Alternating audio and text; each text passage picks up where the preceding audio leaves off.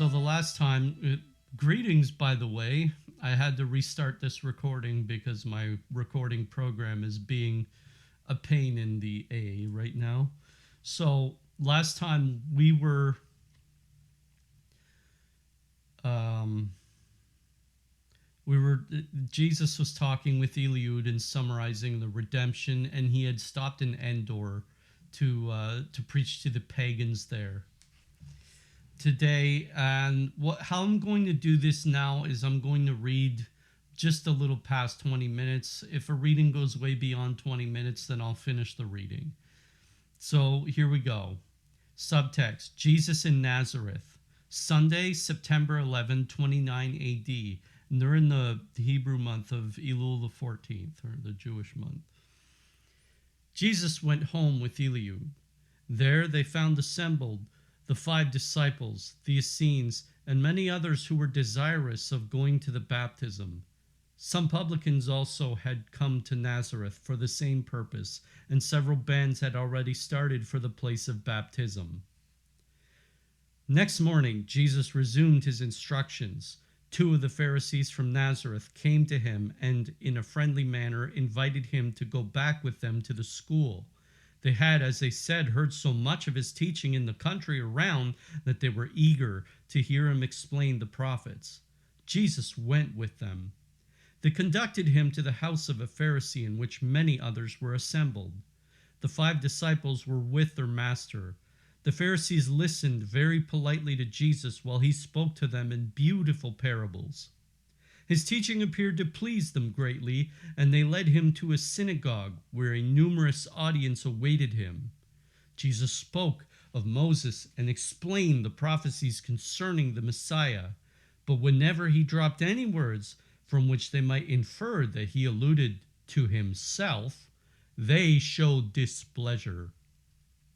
One of the Pharisees spread for him a repast, and he spent the night with his 5 disciples at an inn near the school. Monday, September 12. Next day, Jesus addressed a crowd of publicans who were journeying just then to receive the baptism. He afterward taught in the synagogue, making use of the similitude of the grain of wheat, which must die in the earth before producing its fruit. His words displeased the Pharisees, and they just repeated their remarks about the son of the carpenter Joseph. They reproached him also for his communications with publicans and sinners, to which Jesus replied with great firmness. Then they took up the Essenes, whom they denominated hypocrites, who live not according to the law.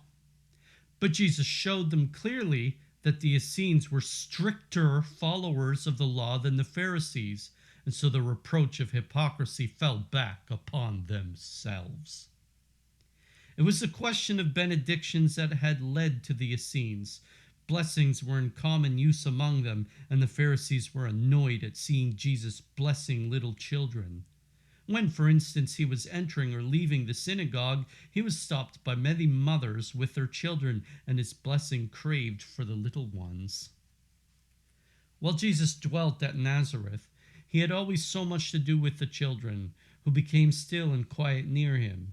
No matter how passionately they cried, his blessing had power to calm them. The mothers, remembering this, now brought their little ones to him to see whether he had become too proud to notice them. There were some among them who kicked violently, rolling over and over on the floor as if they had cramps, screaming loudly all the while. But Jesus' blessing stilled them instantly. I saw something like a dark vapor going out from some of them. Jesus laid his hands on the head of the boys and gave them the patriarch's blessing in 3 lines, one above the head and one from either shoulder down to the heart, where all 3 united. He blessed the girls in the same way, but without laying his hands on them, though he made a sign on their lips. I thought as I saw him do it that it meant that they should not prattle too much. Still, however, it was significant of something else. Jesus passed the night with his disciples to the house of a Pharisee.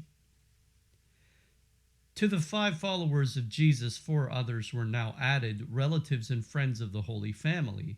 I think there was a son of one of the 3 widows among them, and one from Bethlehem, who had found out that he was a descendant of Ruth, who had married Boaz in the city. Jesus formally received them to the number of his disciples. Subtext: Jesus rejects 3 rich youths. He confounds many learned men in the synagogue of Nazareth. Tuesday, September 13. There were in Nazareth a couple of rich families who had 3 sons. In childhood, these latter had associated with Jesus. They were now quite cultured and well educated.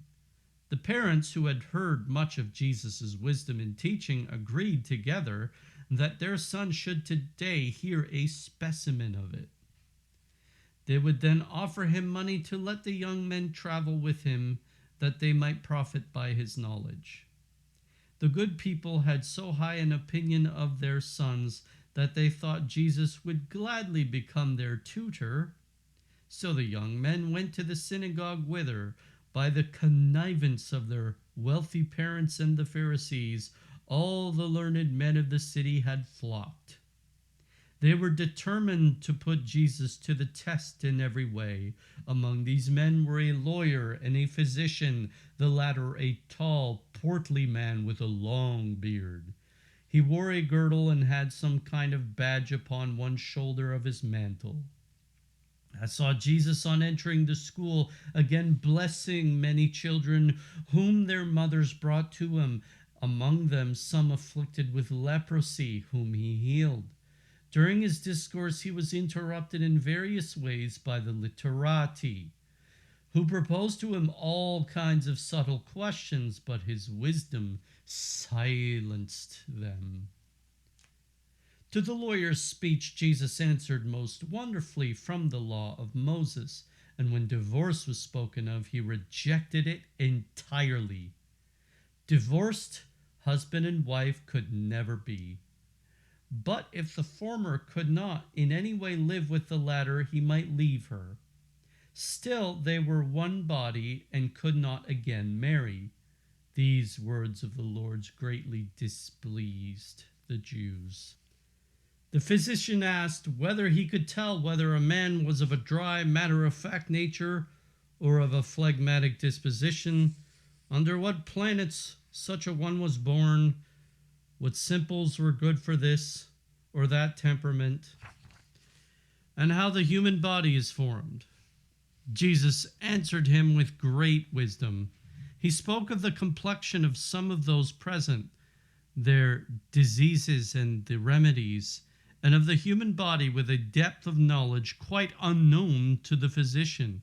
He spoke of life, of the spirit, and how it influences the body, of sicknesses that could be cured only by prayer and amendment, of such as needed medicine for their cure, and that in language so profound and yet so beautiful that the physician in astonishment declared himself vanquished, and that he had never before heard such things. I think he afterward became one of Jesus' disciples.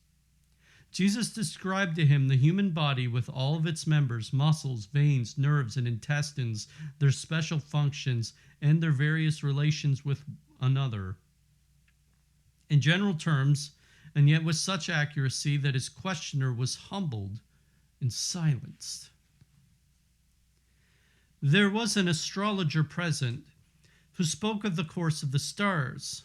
Jesus explained how one constellation ruled another, how different stars possessed different influences, and he discoursed upon comets and the signs of the zodiac. Jesus, in most appropriate language, treated with another upon architecture, with others of trade and commerce with foreign nations, taking occasion at the same time to censure severely the various fashions and frivolities lately introduced from Athens. He condemned likewise the games and juggling now in use among them, and which were also spreading throughout Nazareth and other places. These games were likewise a product of their contact with Athens. Jesus stigmatized them as unpardonable, since they that indulge in them look upon them as no sin. Consequently, they do no penance for them, and therefore they cannot be pardoned. His hearers were transported by his wisdom. They begged him to take up his residence among them, offering to give him a house and all that he needed, questioning him also as to why he and his mother had removed to Capernaum. Jesus replied that he could not remain with them, and he spoke of his mission and the duties it imposed. In answer to their question as to why he had gone from among them, he said that it was because of his desire to dwell in a more central locality, etc. But they did not understand his reasons, and they were offended at his rejection of their offer, which they thought a very fine one. They looked upon his words, mission, and duties as the offspring of pride, and they left the school that evening. The three youths, who were about the age of 20, greatly desired to speak with Jesus, but he would not allow them to do so until his 9 disciples were present. That annoyed them. Jesus told them that he insisted upon having witnesses to what he might say to them. When at last they were admitted to an audience, they very modestly and humbly laid before him their own and their parents' wishes that he would receive them as his pupils. Their parents, they said, would remunerate him, and as for themselves, they would bear him company in all his labors. They would serve and help him. I saw that Jesus was troubled at having to refuse their request, partly for their own sake and partly on account of his disciples, for he was obliged to assign reasons for his refusals, which they could not as yet comprehend. He replied to the youths that he who gave money to obtain something aimed at gaining some temporal advantage, but that whoever would follow him must abandon all earthly possessions, must leave parents and friends, and that his disciples must neither woo nor marry. He laid down many other hard conditions, so that the young men became very much discouraged. They argued that many of the Essenes were married. Jesus replied that they, the Essenes, acted rightly and in accordance with their laws, but that his doctrine was to accomplish fully that for which theirs only paved the way, and so forth. With this remark, and bidding them take time to reflect, he left them. The disciples were intimidated by his words. His teaching was so severe that they could not understand it, and they grew faint-hearted. But on the way from Nazareth to Eliud's, he bade them not despond, that he had good reasons for talking as he had done, that those youths would only at some distant day perhaps never come to him, but as for themselves, the disciples, they should follow him calmly and be without anxiety. And so they arrived at Eliud's. I do not think he will again go to Eliud's, for great talk and excitement had arisen in Nazareth on his accounts. The inhabitants were vexed at his not remaining among them. They thought that he had acquired all his knowledge during his travels. True, they said, he is a very clever and extraordinary man, but for a carpenter's son he is rather conceited. I saw the 3 young men returning to their homes. Their parents were very much displeased at the objections Jesus made to receiving them. Their sons chimed in with their parents, and all talked at random in their indignation against him. Wednesday, September 14th.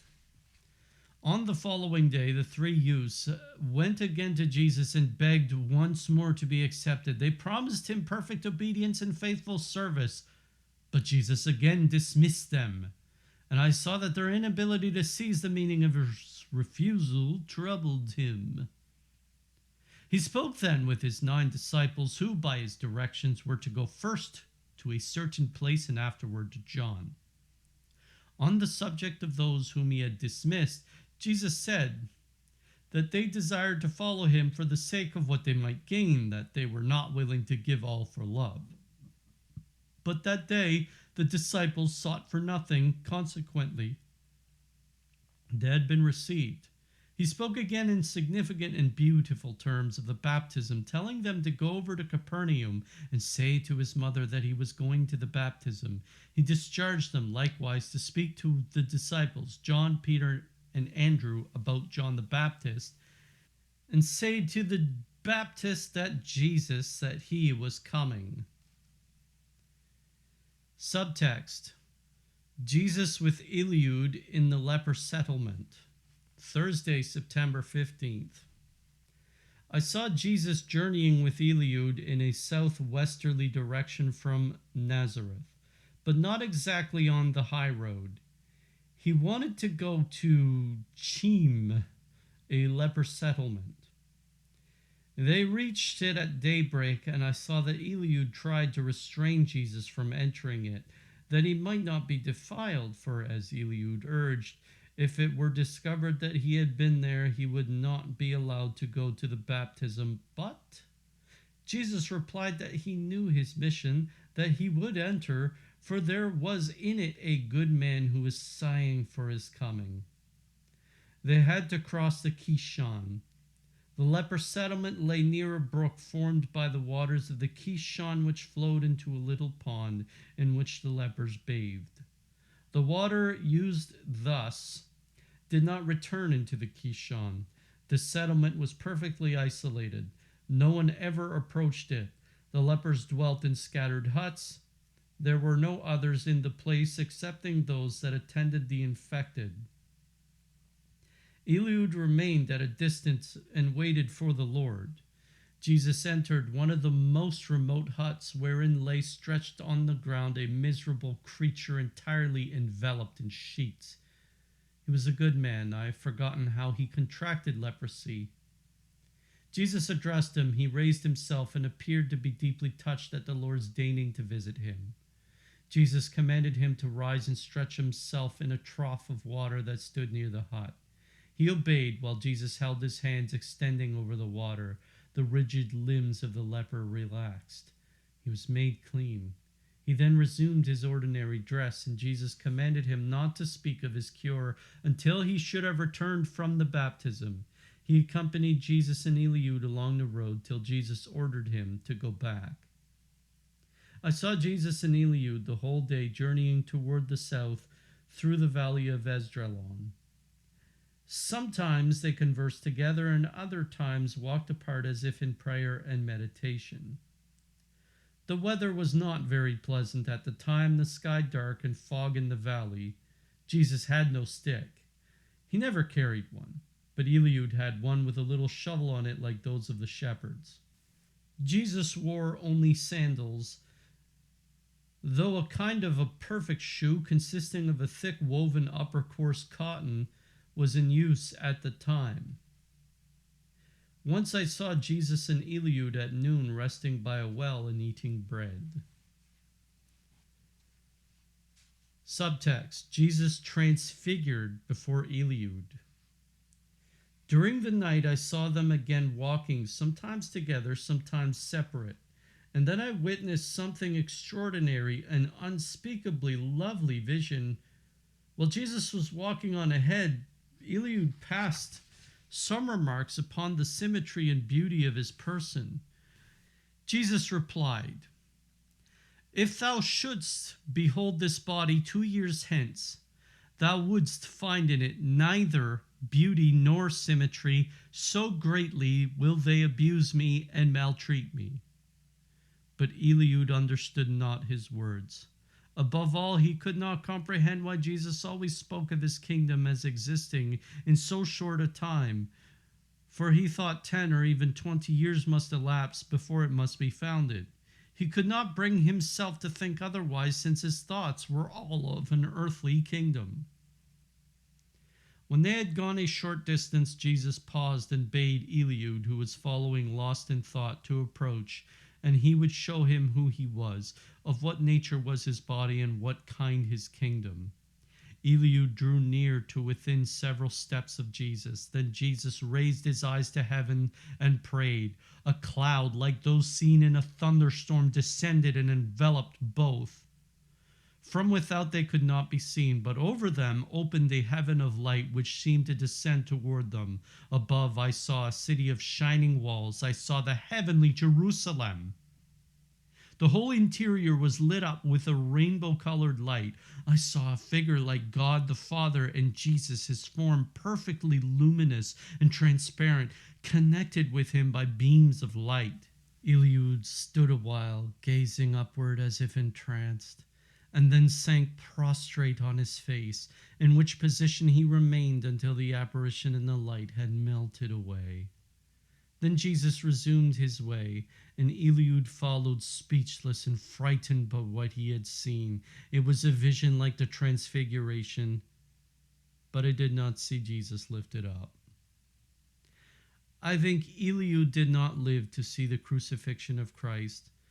Jesus was more confidential toward him than toward the apostles, for Eliud was very enlightened and very familiar with many of the mysteries connected with the family of Jesus. Jesus took him as a friend and companion and clothed him with authority so that he did much for his community. He was one of the best instructed of the Essenes. In Jesus' time, the Essenes did not dwell altogether on the mountains as formerly. They were more scattered throughout the cities. I had that wonderful vision about 12 o'clock at night. And here is where I will end the reading. Guess what? I have a lot of notes. So sit tight. So first of all, I guess we had more Eliud after all. So this is like a part 2. A sequel that didn't know that it was going to be a sequel. Okay, so here's my first major note. There are times I felt a lot like Jesus. And I most certainly don't want to brag because I'm a worthless servant. But I understand John 16. I've talked a lot with people online. I would give them counsel and they loved listening to me.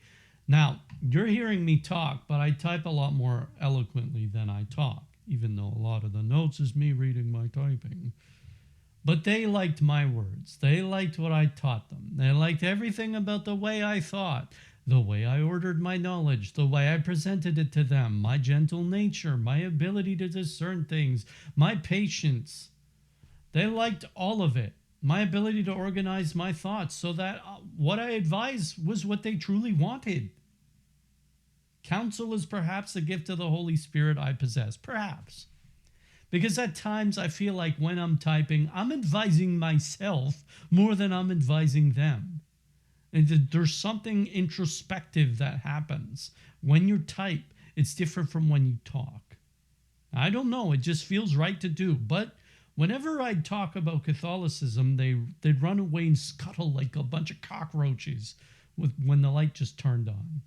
Which means I always had to mitigate my words with them, dilute them, water them down, so as to not overwhelm them with the mysteries of the faith. And yet, again, I am a worthless servant who simply draws from the springs of the knowledge I found about Christ and eternity. And I'm just applying it, and people love the spring. Yet, when I tell them the sources, they're like, ooh, they start to run away because it overwhelms them. They're like, well, this sounds like nonsense. Well, if it sounds like nonsense, how do I sound cogent? Okay? How is it that I make perfectly intuitive arguments and well-ordered arguments if I draw from my sources which are not cogent? Obviously, I was able to make sense of them. And this is something, I may have a talent for. Now, they love the healing, they love the wisdom, but as soon as you say it's the Christ's and not your own, they immediately become blinded by their prejudice, as if everything you did was of your own merit. I merited nothing, because before I read the Bible and understood my faith, my counsel was actually quite worldly and full of error, and I lived differently to my own counsel. I lived a worldly life full of error. I can attest to that. but giving counsel to others could help me aspire to my own knowledge. Which means if I advised others, I was in a way advising myself, and it would help me buy into the culture. It's hard to hammer things into your heart. So me, I just dream dreams and draw and write, and it all comes together in a way that is often inhuman. Like sometimes I become amazed at what I put down. But whether it's from an angel or demon, I cannot say. But I can definitely say it doesn't come from me. And people will have to judge these things for themselves. And keep this in mind, okay? I'm an artist, but I'm a minor one. Major artists, they do not output these things themselves. I can guarantee you that most of them have muses, and those muses are of an angelic, or mostly in this culture, a demonic kind. Here's a short note. Only the Pharisees could see the Essenes as hypocrites. Reminds me of Protestants who denounce the sanctity of Catholic saints like they're a bunch of LEDs telling the sun that it has a false light. All right, another major note. If you listen to exorcists, we're talking about Jesus blessing children, they will attest to exactly what transpired when Jesus did bless the children. The blessing alone would exorcise many of them. Again, I powerfully recommend Father Chad Ripperger's talks on exorcism. He basically just repeats what goes on in this text when Jesus confronts. He goes over the chain of authority. That is Father Ripperger. He details the chain of authority and says that parents can bless their children. But of course they can. We see it in Genesis. Like in Genesis 49 when Israel is giving his last blessing. I think it's 48 and 49, but either way. And Father Ripperger is incredibly useful at pointing out the differences between what is of a material source and what is of a demonic source.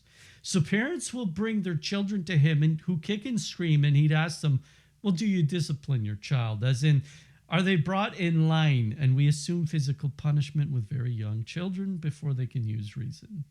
And they say, well, no. And he says, well, that's your problem. It's as simple as that. If there's too much fire, do you douse it with water? And they'll say no, like it's against common sense to do so. And it's like, well, douse it with water first and then come to me if it persists.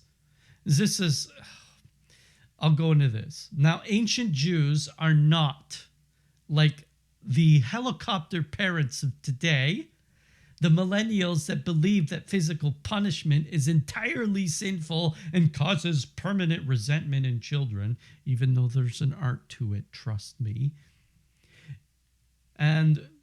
But even though these millennials, keep in mind that many of them are psychologically damaged because they were abandoned by their parents at daycare, and they believe, oh, well, the reason I resent my parents is because they physically abused me. No, it's probably because they abandoned you to daycare, to strangers. And this probably racked you emotionally. But anyways, the Jews, they don't spare the rod.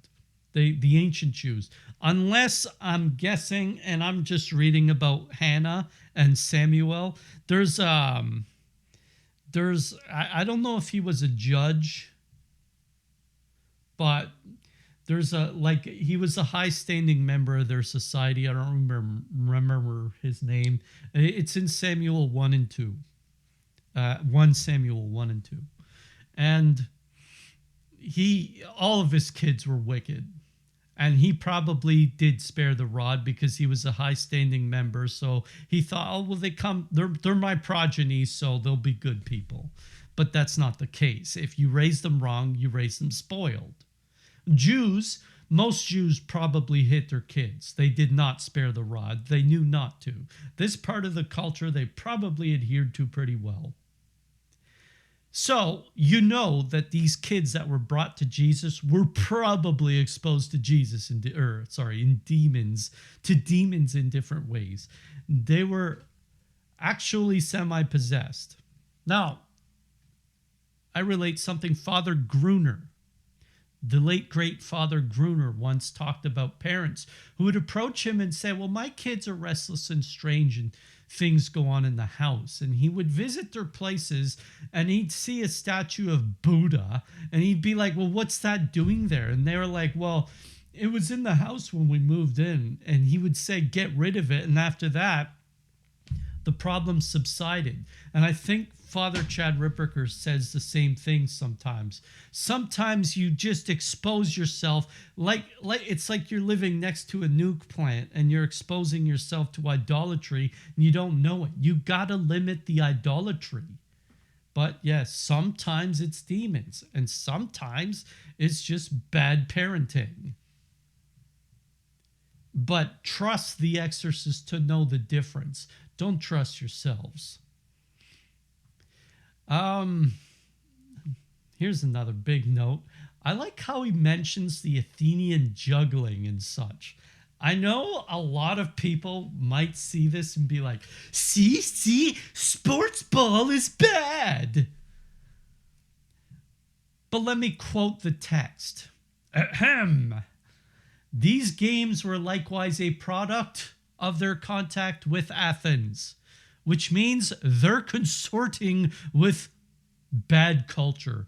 Jesus is condemning cultural whoredom, not sports. However, we should not take sports that seriously, and unfortunately, our countries here in the West take sports touch too seriously that it becomes a quasi-religion to people. Sports is low culture. It's meant to amuse us as children, as teenagers, as men who make small talk at parties. And I probably spend too much time on hockey myself. I love hockey. I love the managerial aspects of it. I love proposing trades. But this is my leisure. Everyone has leisure. And leisure can teach us things if we meditate on them with godly thoughts. That is, we don't let the sports infect us. We infect the sport. Yes, that also means sports and video games. We can infect both of these things. If you find the right sport or the right video game, you can turn it into a source of catechesis. But you have to keep in mind the author.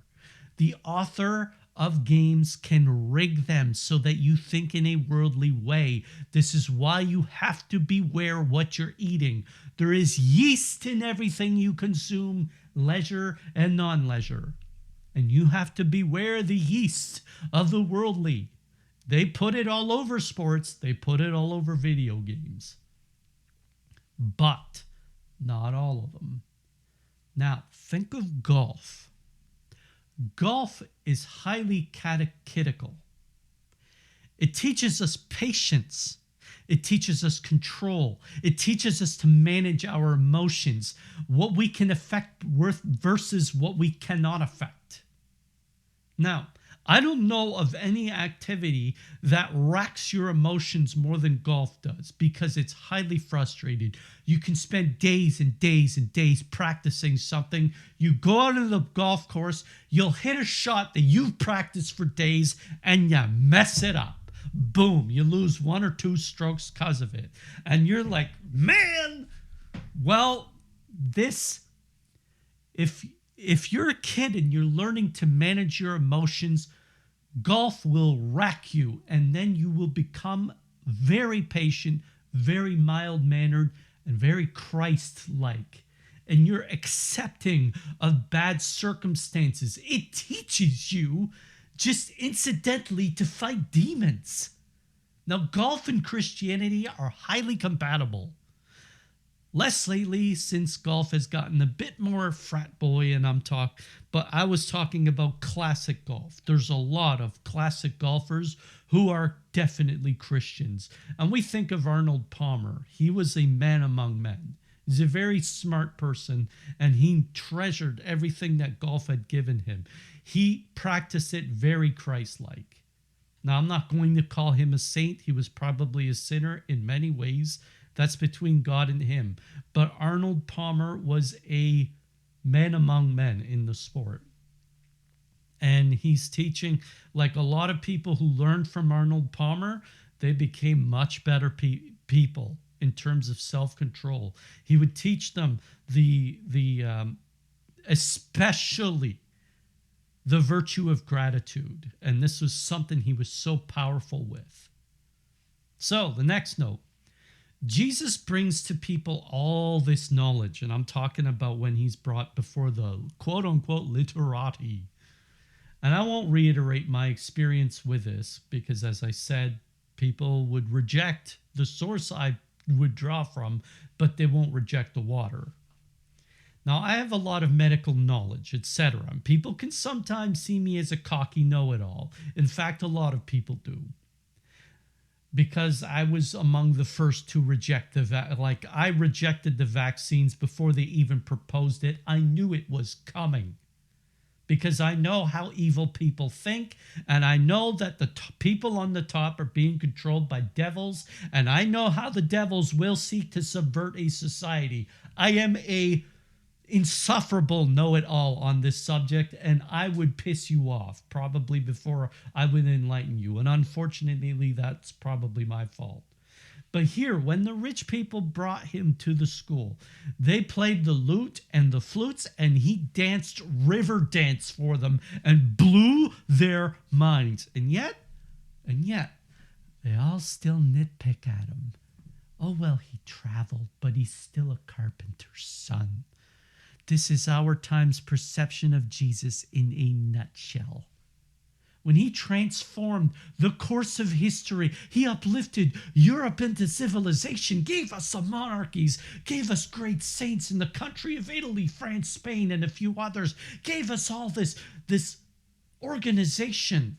But, we now have technology and we can cure leprosy ourselves and we don't need anything Jesus anymore. So, thanks for your help, but you can kindly leave. Which reminds me of a silly show, I don't recommend it, called Trailer Park Boys. Now they have the three stooge characters, Ricky, Bubbles, and Julian, and they have like the alcoholic overseer, who's kind of the villain in Mr. Leahy. And in one episode, the overseer helps the three stooges. They help them run a party or a club or something like that. And he's generally the bad guy, but this episode he was helping them. So one of the stooges, Ricky, goes up to him and says, "Yeah, thanks for your help, Mr. Leahy. Now F off." Thanks for your help, Jesus. Now you can kindly, shove off. Now, I don't recommend the show because of that. But it reminds me of the Pharisees and the rich. They watch Jesus, they river dance after they play the lutes and the flutes. He's blowing their minds with knowledge, but they're like, yeah, but he's learning stuff traveling. As if they're a bunch of hicks who think that going to a city makes you infinitely intelligent. But we have scientists nowadays, when they look into things hard enough, they start to realize that Jesus was right about everything, and then they convert. Not because they believe, not because they took a leap of faith, but because they encountered the boundaries of reality, and they see it seems and think, yeah, this is all intelligent. There is no way that this is random. And that's the moment they realize that the moment they realize this is intelligent, their prejudice just melts away, and they open their minds to the truth. Next note. I once wrote a chapter in a book, which I wish I would have published online, but whatever. I'm writing a prequel to it now. Now, this is my magnum opus. I love this book. But anyways, it's a sci-fi. But anyways, where the crew are being led by an itinerant preacher like Jesus. So it's kind of melding spirituality and sci-fi, something you don't see very often these days. But they make their living by trading cargo and sailing, so to speak, port to port. And they believe they can get access to a really expensive good, and I called it Zenith wool. The man who sells it, who overseers it, who dictates whether it can be sold or bought, he proposes a deal with them that they can trade the good, but so long as he goes along with them, But the preacher tells them, only if you sacrifice your job and leave everything behind. Now this is in the Bible. It's Matthew 19, and yes, I plagiarized it. But I replicated it in its future scenario, and I sort of ran into the same dynamic we see in this text. This is why I mentioned it in the first place. The other characters, that is the apostles, they sort of feel like they've missed out on a big opportunity for freedom. It's like, well, with all this money, we don't have to worry. But the preacher has to assure them that this isn't of great importance. Do you think that you've missed out on something here? No. I have saved you from a snare. And this is something that Jesus would have difficulty relaying to his apostles. I have spared you from a snare. The biggest reason, let's say if I were a preacher, that I wouldn't want a rich guy along, or three rich guys, is because they would disrupt the order of things. The fact is, rich people dominate others with wealth. They think they're better than. But if they sacrifice their wealth, they have no means of domination, which makes them vulnerable. They're the servants. Now they're like, well, we'll serve you so long as. No, there's no so long as. There's no asterisk with Jesus. You serve him or you get lost.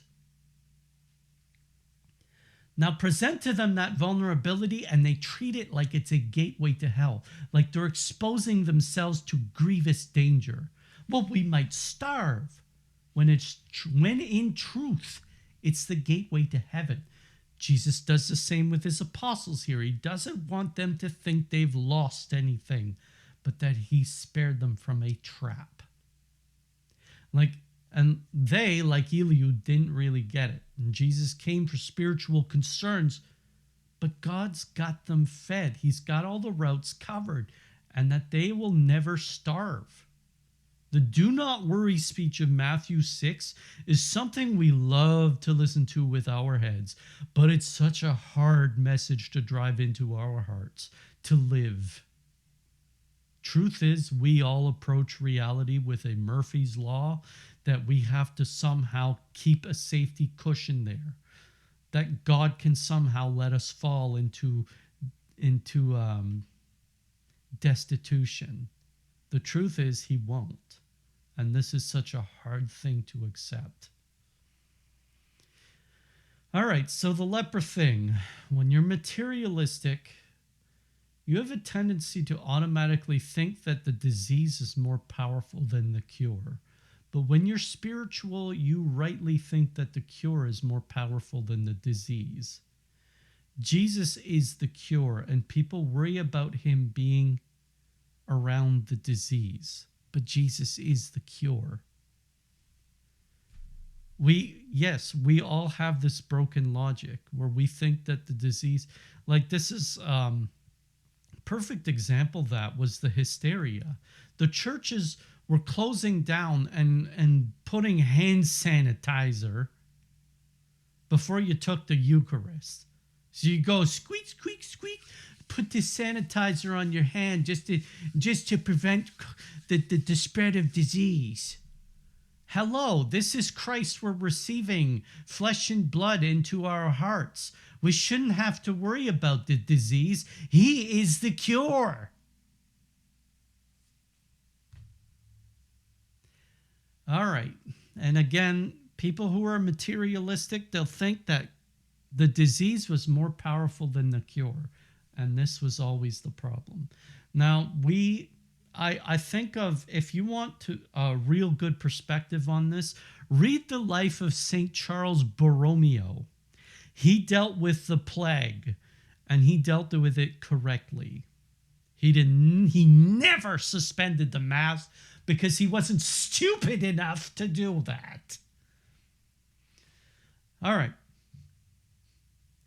This would be the last note. And I'm sorry I was interminable today, but you could profit from this stuff. Now, the whole thing with Eliud should teach us that everyone has their own dialogue with God. And sometimes they are revealed things that others are not revealed. And it's for very specific reasons. Now, I've read in many mystics that people outside of Catholicism can be very holy. For example, um, Christine Bacon has a channel where the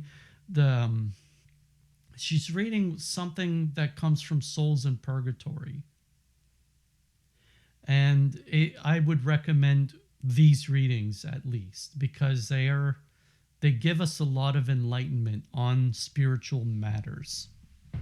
Now, the church teaches us extra ecclesiam nulla salva.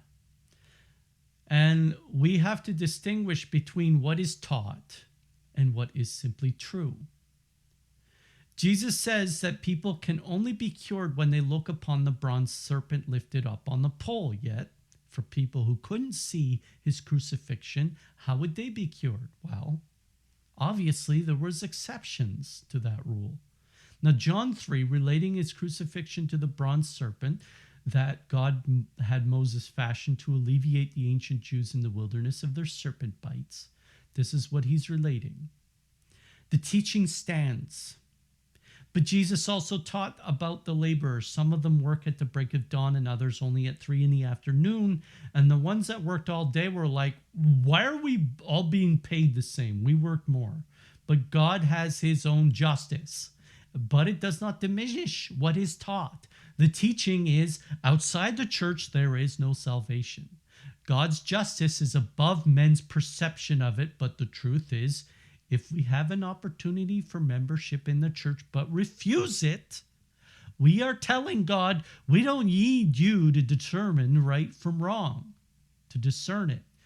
And this will cause condemnation in ourselves because we actively cut ourselves off from God as the devil did. Yet to people like Eliud, who would never witness the crucifixion, Christ here gives a singular grace.